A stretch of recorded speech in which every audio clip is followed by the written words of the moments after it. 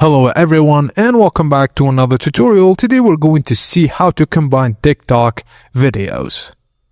Firstly, open TikTok, then tap on the profile icon at the bottom right corner.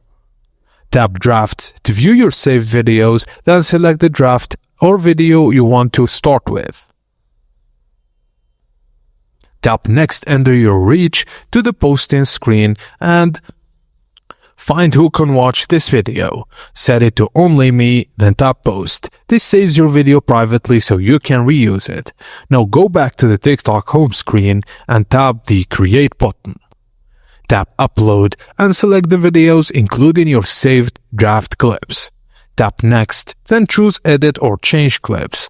Now trim or rearrange clips and combine them into one video.